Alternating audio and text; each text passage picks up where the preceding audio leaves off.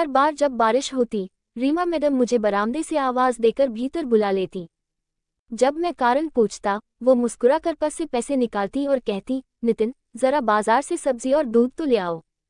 मैं भीगती सड़कों पर अपनी पुरानी साइकिल लेकर निकल पड़ता। उनके लिए कुछ भी करना मेरे लिए फर्ज जैसा बन गया था।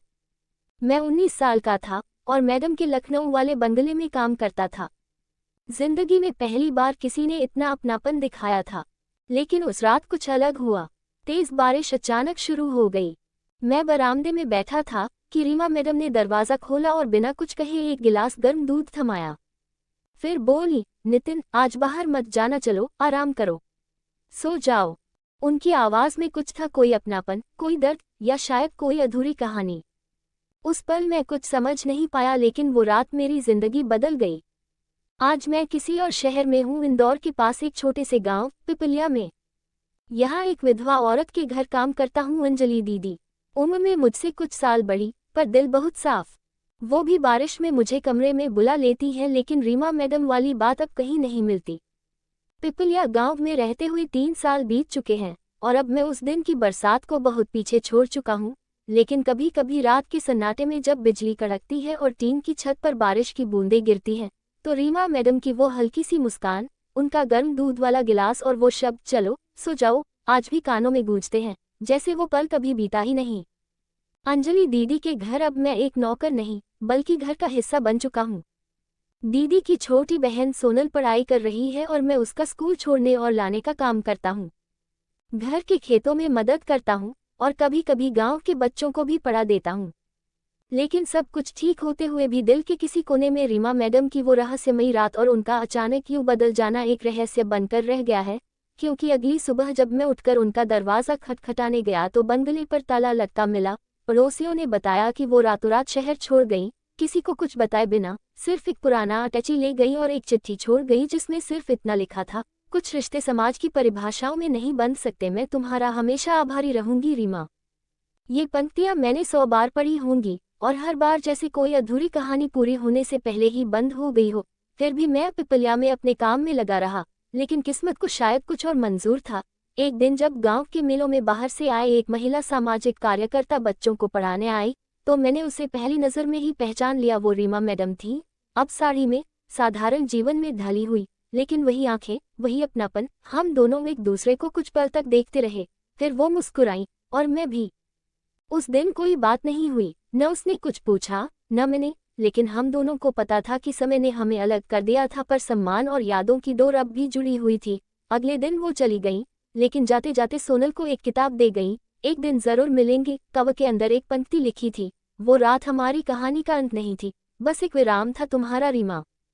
अब मैं समझ गया कि कुछ कहानियां अधूरी रहकर भी पूरी होती हैं और कुछ रिश्ते, चाहे जैसे भी हो, हमें बदल कर बेहतर इंसान बना जाते हैं। रीमा मैडम ने मुझे सिखाया कि अपनापन, सम्मान और खामोशी, ये तीनों अगर किसी रिश्ते में हो तो शब्दों की जरूरत नहीं होती। उस किताब के अंदर लिखी पंक्ति ने मेरी जिंदगी को जैसे एक नई दिशा दे दी। अब मैं सिर्फ पिपलिया का एक घरेलू सहायक नहीं था, बल्कि एक सोचने समझने वाला इंसान बन गया था, जिसे अपनी भावनाओं और यादों की कद्र करना आ गया था। मैंने रीमा मैडम की किताब को हर रात अपने सिरहाने रखा, जैसे कोई पवित्र वस्तु, और हर रात उसे पढ़ते हुए मुझे ऐसा महसूस होता जैसे वो मेरे आसपास ही है, मेरी बातों को सुन रही है, मेरे ख्यालों में चल रही है। मैंने उसी दिन तय किया कि अब मैं केवल दूसरों के लिए काम नहीं करूंगा, बल्कि अपने लिए भी कुछ बनूंगा। अगले ही महीने मैंने नज़दीकी सरकारी स्कूल में दाखिला लिया, 12वीं कक्षा के लिए। दिन में खेतों और घर का काम करता और रात को लालटेन के नीचे पढ़ता। सोनल मेरी पढ़ाई में मदद करती और अंजलि दीदी हर शाम मुझे चाय बनाकर देती। कहते हैं जब इंसान सच्चे दिल से कुछ चाहता है तो पूरी कायनात उसे उस मुकाम तक पहुंचाने में लग जाती है। मेरे साथ भी कुछ ऐसा ही हुआ। बोर्ड परीक्षा में मैंने पूरे जिले में टॉप किया और मेरी तस्वीर अखबार में छपी। उसी दिन गांव के डाकघर में मेरे नाम एक पार्सल आया, एक नीली डायरी और एक खत। भेजने वाले का नाम नहीं था, लेकिन मैंने खत पढ़ते ही पहचान लिया। लिखा था, तुम पर गर्व है नितिन, मुझे पता था तुम वही करोगे जो किसी ने कभी सोचा भी नहीं था। अब जब तुम अपने पैरों पर खड़े हो रहे हो तो मुझे लगता है मैं भी अब अपने अधूरे काम पूरे कर सकती हूँ। अगर कभी दिल्ली आओ तो सरोजनी एजुकेशन ट्रस्ट ढूंढना, वहाँ तुम्हें मेरी दुनिया दिखेगी, तुम्हारी रीमा। उस रात मेरी आंखों में नींद नहीं थी, सिर्फ सपने थे। मैंने अगला कदम तय कर लिया। स्नातक की पढ़ाई के लिए मैं इंदौर गया और वहीं एक एनजीओ से जुड़ गया जो ग्रामीण बच्चों को पढ़ाता था। 3 साल बाद जब मैंने ग्रेजुएशन पूरी की तो एक दिन दिल्ली जाने का मौका मिला, उसी ट्रस्ट के वार्षिक कार्यक्रम में, जहां देश भर से शिक्षकों और सामाजिक कार्यकर्ताओं को बुलाया गया था। मेरे हाथ में जब पहचान पत्र थमाया गया तो उस पर विशेष अतिथि श्री नितिन शर्मा, ग्राम पिपलिया लिखा था।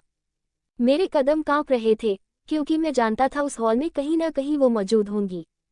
और जैसे ही मंच पर संस्थापक को आमंत्रित किया गया, एक साधारण साड़ी पहनी, चेहरे पर वही तेज और आंखों में वही चमक लिए रीमा मैडम मंच पर आई। पूरा हॉल तालियों से गूंज उठा, लेकिन मेरी धड़कनें रुक गईं। उन्होंने बोलना शुरू किया, कभी कभी जिंदगी में हम कुछ रिश्ते ऐसे बना लेते हैं जो हमें अपने खून के रिश्तों से भी ज्यादा बदलते हैं। एक छोटा सा लड़का जो लखनऊ की बारिश में मेरे लिए दूध लेने जाता था, आज देश भर के बच्चों को पढ़ाने वाला शिक्षक बन चुका है, नितिन शर्मा। मैं चाहती हूँ आप सब इनके लिए तालियां बजाएं। मैं खड़ा हुआ। दोनों की आंखों में आंसू थे, लेकिन किसी ने कुछ नहीं कहा, क्योंकि अब शब्दों की जरूरत नहीं थी। कार्यक्रम के बाद हम मिले, एक पार्क में बैठे। बहुत देर तक खामोशी रही, फिर उन्होंने कहा, तुमने मेरी वो अधूरी रात पूरी कर दी नितिन। और मैंने जवाब दिया, आपने मेरी जिंदगी शुरू की थी मैडम, मैं बस उसे निभा रहा हूँ। उस दिन हम दोनों समझ गए कि रिश्ते नाम के मोहताज नहीं होते। दिल्ली से लौटने के बाद मैंने पिपलिया में एक छोटा सा स्कूल खोला, रीमा पब्लिक स्कूल, जहाँ हर गरीब बच्चा मुफ्त पढ़ता है। रीमा मैडम अब समय समय पर आती हैं, बच्चों से मिलती हैं और हम दोनों साथ बैठकर वही किताबें पढ़ते हैं जिनमें अधूरी कहानियां होती हैं, क्योंकि अब हमें पता है कुछ कहानियां कभी पूरी नहीं होती, लेकिन उन्हें जीना ही सबसे बड़ी जीत होती है।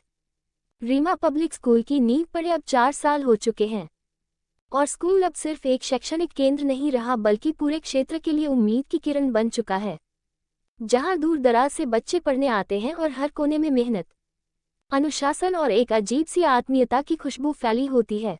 इस स्कूल की दीवारों पर रंगीन चित्रों के साथ कुछ अनकही कहानियां भी लिपटी होती है, उन बच्चों की जिनकी आंखों में कभी सपने नहीं थे और अब उनमें उजाला है। वहीं रीमा मैडम अब पूरी तरह इस यात्रा का हिस्सा बन चुकी हैं। पहले पहल वो सिर्फ कार्यक्रमों में आती थी, पर अब महीने में कई बार आकर बच्चों के साथ बैठती हैं, कहानियां सुनाती हैं और कभी कभी नितिन के साथ गांव की गलियों में पैदल निकल जाती हैं, जहां लोग उन्हें अब रीमा दीदी के नाम से जानते हैं। नितिन अब 27 का हो चुका है, स्कूल का प्रधान शिक्षक है और उसके भीतर एक गहरी समझ और अजीब सी शांति है। वो जानता है कि जीवन ने उससे बहुत कुछ लिया भी है, लेकिन दिया उससे कहीं ज्यादा है। एक दिन बारिश की एक रात फिर लौटी, वैसी ही जैसे सालों पहले लखनऊ में शुरू हुई थी। तेज हवाएं, बिजली की गड़गड़ाहट और पानी की झड़ी। उस रात रीमा मैडम स्कूल के गेस्ट रूम में ठहरी थी और नितिन अपने घर के बाहर खड़ा बारिश को देख रहा था। तभी स्कूल से सोनल दौड़ती हुई आई, भैया रीमा दीदी की तबीयत अचानक बहुत खराब हो गई है। नितिन सब कुछ छोड़कर भागा। डॉक्टर को बुलाया गया, दवा दी गई और पूरी रात नितिन उनके सिरहाने बैठा रहा। रीमा मैडम कभी कभी होश में आती, फिर आंखें बंद कर लेती। सुबह होने तक तबीयत कुछ बेहतर हुई, लेकिन उनके चेहरे पर गहराई थी, जैसे कुछ कहना चाहती हूं पर कह न पा रही हूं। तभी उन्होंने बहुत धीमी आवाज में कहा, नितिन अगर कभी मैं नहीं रहूं तो इस स्कूल को मत छोड़ना। ये सिर्फ एक स्कूल नहीं है, ये वो घर है जो हम दोनों ने अपनी अधूरी जिंदगियों से जोड़ा है। नितिन की आंखें भर आईं, लेकिन उसने सिर हिलाया, आप रहेंगी हमेशा। उस दिन के बाद से रीमा मैडम ने गांव में एक छोटा सा कमरा बनवाया और वहीं रहने लगी। पूरी तरह स्कूल और गांव की सेवा में लग गई। अब वे नितिन की मार्गदर्शक ही नहीं, उसकी साझेदार भी बन चुकी थीं। 2 लोग जो कभी रिश्तों के नाम से परे थे, अब एक साझा जिम्मेदारी के रिश्ते में बन चुके थे, बिना किसी सामाजिक परिभाषा या शर्त के।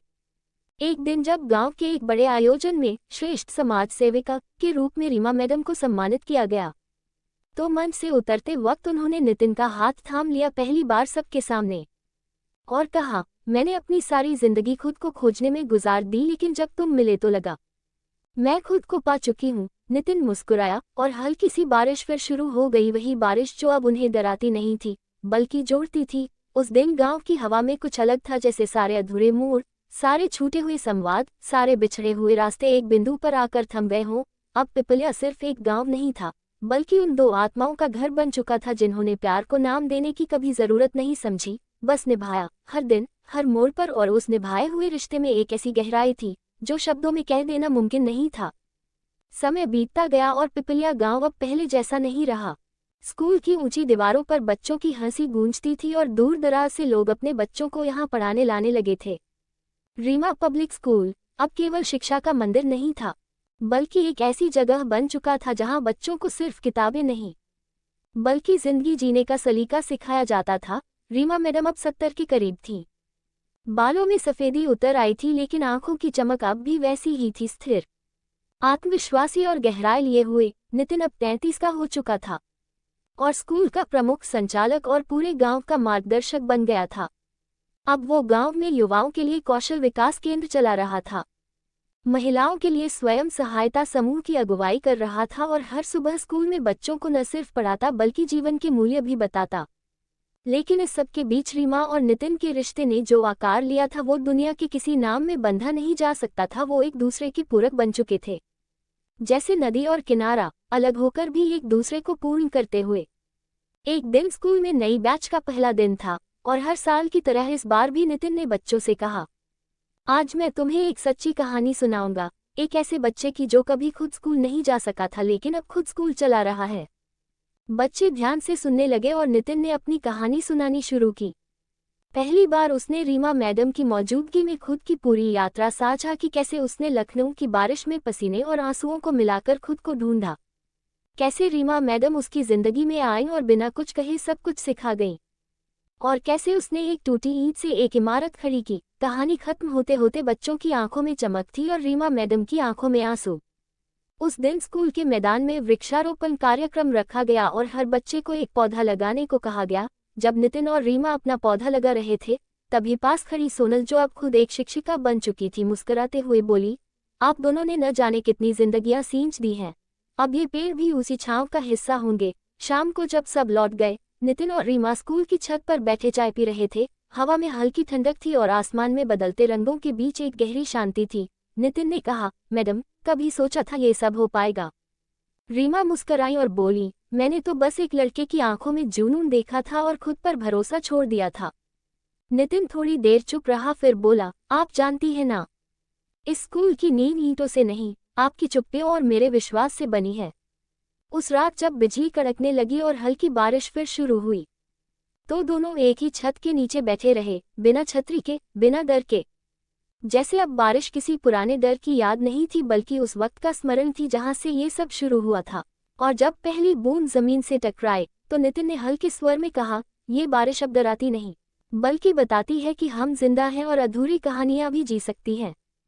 उस रात दोनों देर तक बैठे रहे, कोई वादा नहीं, कोई इजहार नहीं, फिर भी सब कुछ एक गहराई में बंधा हुआ, जैसे समय ठहर गया हो। और इस ठहरे हुए समय में एक स्कूल, एक गांव और दो आत्माएं धीरे धीरे पूरी हो रही थी, बिना किसी नाम, बिना किसी रिश्ते, सिर्फ एक साझा उद्देश्य और एक न खत्म होने वाली कहानी के साथ, जिसे अब आने वाली पीढ़ियां पढ़ेंगी, किताबों में नहीं, बल्कि उन दीवारों पर जिनसे उम्मीद टपकती है, और उन पेड़ों में जिनके पत्तों पर बारिश गिरती है और कहती है, ये सिर्फ एक स्कूल नहीं, ये दो टूटे हुए दिलों का मिला हुआ सपना है, जो अब हर धड़कते दिल को दिशा दे रहा है। सालों का वक्त बीत गया, पिपलिया अब एक जाना पहचाना नाम बन चुका था।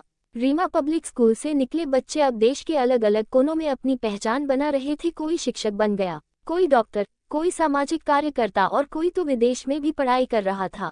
लेकिन उन सबकी कहानियों की जड़ें उसी मिट्टी में थी जहां एक बार एक लड़का तेज बारिश में साइकिल चलाकर दूध लाया करता था और एक औरत ने खामोशी में उसे जीवन देना सिखाया था। रीमा मैडम अब बहुत बूढ़ी हो चुकी थी, उनकी चाल धीमी पड़ गई थी, आंखों पर चश्मा और बाल पूरी तरह सफेद हो चुके थे, लेकिन उनकी उपस्थिति आज भी स्कूल के हर कोने में महसूस की जाती थी। बच्चे अब उन्हें दादी मैम कहकर पुकारते थे और वे सबको कहानी सुनाती थी। एक था नितिन से शुरू होने वाली वो कहानी आज स्कूल की पहचान बन चुकी थी। नितिन अब 45 का हो चुका था, शादी नहीं की, उसका पूरा जीवन उसी मिशन को समर्पित हो चुका था जिसे उसने कभी बारिश में भीगते हुए समझा था, बिना बोले प्रेम करना, बिना चाह के देना और बिना नाम के रिश्ते को पूरी शिद्दत से निभाना। एक दिन सुबह सुबह गांव में खबर फैली कि रीमा मैडम अब नहीं रही। नींद में ही चुपचाप चली गई, पूरे गांव में सन्नाटा छा गया। बच्चे रोने लगे, नितिन घंटों तक कुछ नहीं बोल पाया, बस चुपचाप स्कूल के उस कमरे में बैठा रहा जहां रीमा मैडम की कुर्सी अब भी उसी तरह रखी थी जैसी उन्होंने छोड़ी थी। उसी शाम गांव के चौपाल में रीमा मैडम की स्मृति में एक सभा रखी गई। हजारों लोग जमा हुए, जिनमें कई ऐसे भी थे जो कभी उनके शिष्य रहे थे। मंच पर खड़ा नितिन पहली बार टूटा हुआ दिखा, लेकिन उसकी आवाज स्थिर थी। उसने कहा, रीमा मैडम अब नहीं रही, लेकिन क्या कोई ऐसा जा सकता है जो हर सुबह हमारे बच्चों की आवाज़ों में, उनकी कॉपियों में, उनकी सोच में और उनके सपनों में शामिल हो चुका हो। उसने फिर स्कूल के प्रांगण में एक नीम का पेड़ लगवाया, रीमा वृक्ष, और तय किया कि हर साल स्कूल का सबसे मेहनती बच्चा उसी पेड़ के नीचे सम्मानित किया जाएगा। समय के साथ साथ स्कूल का विस्तार हुआ। रीमा मैडम के नाम पर एक पुस्तकालय खुला, एक महिला प्रशिक्षण केंद्र बना और बच्चों की हॉस्टल भी। लेकिन सबसे खास बात यह थी कि रीमा और नितिन की कहानी अब स्कूल के पाठ्यक्रम में थी। एक अधूरी लेकिन पूरी कहानी, जिसे कक्षा 8 के बच्चे हिंदी की किताब में पढ़ते थे और हर साल उस पर नाटक करते थे।